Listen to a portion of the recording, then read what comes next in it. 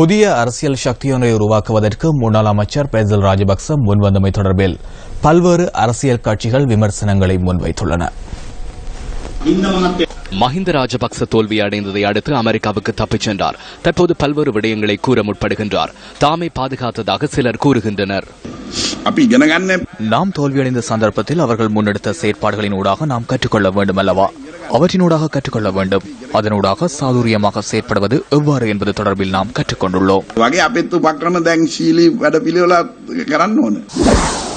மஹிந்த ராஜபக்ச தோல்வியுற்று 24 மணித்தியாலங்களில் நாட்டை விட்டு சென்ற நபர் மீண்டும் வந்துள்ளார். தோல்வியை அவர் பொறுப்பேற்க வேண்டும் என உங்கள் கட்சியின் தலைவரும் கூறியிருந்தார். தோல்வியை பொறுப்பேற்றுள்ளோம். தோல்வியினூடாக அனுபவத்தை பெற்று முன்னைய அரசாங்கத்தின் குறைபாடுகளை கூற முடியும். பெசில் ராஜபக்சவின் சில குறைபாடுகளும் காணப்படலாம். பொருளாதார அபிவிருத்தி அமைச்சர் என்ற ரீதியில் ஏகாதிபத்திய அதிகாரத்துடன் செயற்பட்ட பெசில் ராஜபக்ச தற்போது நல்லவராக மாறியுள்ளதாக கூறுகின்றனர். இல்லை, முன்னே அரசாங்கத்தின் குறைபாடுகளை மக்கள் அறிந்திருந்தார்கள். அந்த குறைபாடுகளை அறிந்த மக்கள் அதனை விட சிறந்த ஒரு அரசாங்கத்திற்கு வாக்களித்தனர். எனினும் அந்த பிரார்த்தனை தற்போது நிறைவேறவில்லை. ஒன்றிணைந்த எதிர்க்கட்சி என்று கூறுகின்ற குழுவினர் முன்னாள் அமைச்சர் பெசில் ராஜபக்சவிற்கு தலைமைத்துவத்தை வழங்கி சக்தியொன்றை கட்டியெழுப்பும் திட்டத்தை அண்மையில் பதுளையில் முன்னெடுத்தனர். இந்த நாட்டில் இடம்பெற்ற பாரிய ஊழல் மோசடிகளுக்கு பொறுப்பு கூற வேண்டும். ஊழலில் ஈடுபட்ட ஒரு குழுவினரை இவ்வாறு கூறுகின்றனர். இதனை தற்போது முன்னெடுக்க முற்படுகின்றனர். இந்த நாட்டு மக்கள் நிராகரித்த ஏகாதிபத்திய ஆட்சியையும் ஜனநாயகத்திற்கு எதிரான ஆட்சியையும் மீண்டும் இந்த நாட்டில் நிலைநிறுத்துவதற்கு இவர்கள் முயற்சிக்கின்றனர்.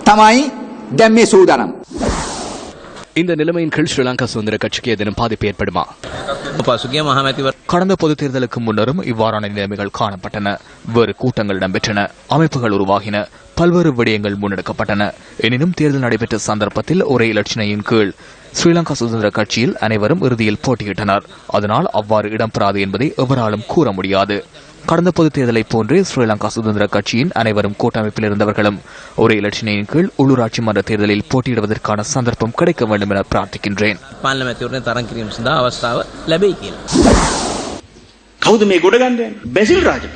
பெசில் ராஜபக்சவை யார் மீட்டெடுக்க முயற்சிக்கின்றனர்?